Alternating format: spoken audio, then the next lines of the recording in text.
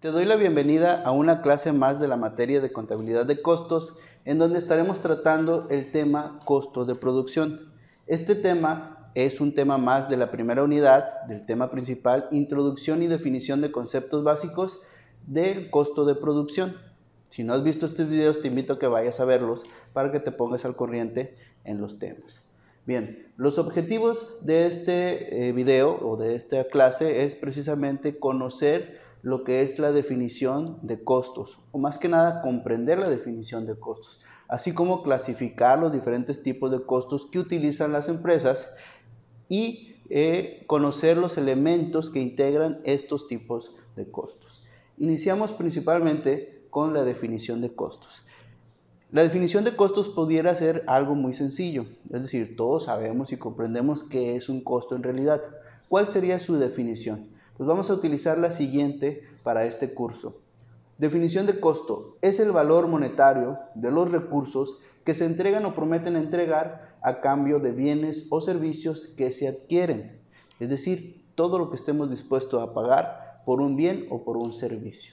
Bien.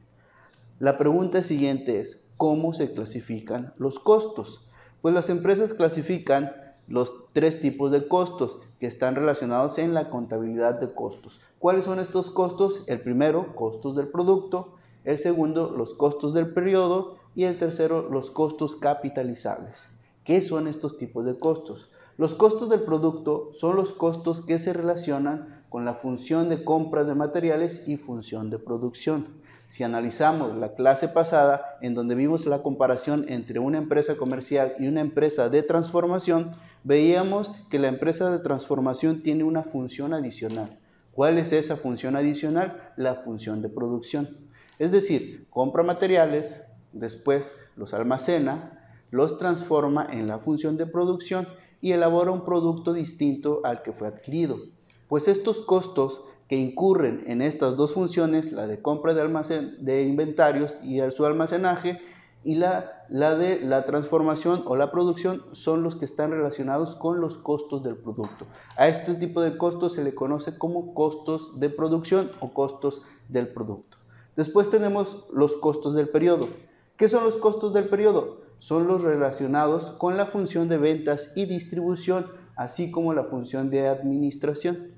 Es decir, veíamos las otras funciones de una empresa de transformación, así como de una empresa comercial, que tenemos la venta y distribución es una de las funciones, la administración es otra de las funciones. También se añadiría aquí la parte del financiamiento, es decir, todo el uso de capital ajeno a la empresa, la cual cuesta un interés, también serían parte del costo del periodo.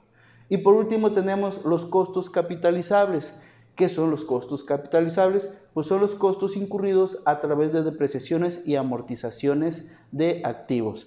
Es decir, un activo, por ejemplo, una propiedad, planta y equipo, sería un equipo de transporte, se adquiere con el propósito de una inversión para hacer uso en la empresa. Pues este no es un gasto, un costo directo, sino a medida que se va depreciando al traspaso del tiempo, se va convirtiendo esa depreciación en un costo, y a este costo se le conoce como un costo capitalizable. Bien, pasamos a la siguiente sección para conocer los elementos del costo de producción. ¿Cuáles son los elementos del costo de producción? Esto es muy básico y aparte de que es básico, es importante acentuar esta parte del tema, porque lo vamos a estar utilizando durante todo el curso a partir de ahorita. Elementos del costo de producción. Es necesario que recuerdes que son tres elementos del costo de producción. El primero, materia prima, que representa todos los materiales que se adquieren. Estos se erogan en la función de compra, es decir, ahí estamos adquiriendo las materias primas. Así se le conoce, la materia prima. Es un elemento que es el primer elemento del costo de producción. Después tenemos la mano de obra. La mano de obra representa el esfuerzo humano que la empresa tiene que pagar para que los materiales sean transformados por los obreros. A esto se le conoce como el elemento del costo de producción, mano de obra. Y después tenemos el tercer elemento del costo de producción, los cargos indirectos. Son diversas erogaciones fabriles, como la luz, como la depreciación de las maquinarias, como agua, como renta de la planta fabril, entre otras cosas, que se consideran cargos indirectos. Más adelante vamos a ir conociendo cuál es el concepto de cada uno de estos. Entonces, los elementos del costo de producción, 3: materia prima, mano de obra y cargos indirectos. Pasamos a los costos del periodo. Y los costos del periodo tienen relación con un periodo de tiempo en específico. Vamos a suponer que estos se relacionan del 1 de enero al 31 de diciembre y se les llama costos del periodo porque son comprendidos en este mismo periodo, en el periodo en el que se está tomando un análisis de la información financiera o en este caso de la información de contabilidad de costos. ¿Cuáles son estos 3 elementos de los costos del periodo? Pues los que también conocíamos en contabilidad financiera como gastos de operación y gastos de financiamiento, que serían los gastos de venta, los gastos de administración y los gastos financieros. Son conocidos como costos del periodo. Por último, tenemos los costos capitalizables, los que mencionábamos ahorita, que tienen relación con la depreciación y las amortizaciones. Diferencia entre depreciación y amortización, pues que la depreciación es el uso o desgaste a comparación de la amortización, mientras que la amortización es el consumo de un activo, es decir, cómo se va consumiendo.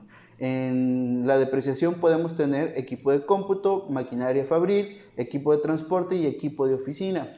En caso de las amortizaciones tenemos que se amortizan los seguros y fianzas, la papelería, la propaganda y publicidad y gastos preoperativos. Estos son amortizables, es decir, se van consumiendo, se van agotando, mientras que la depreciación es el uso o desgaste.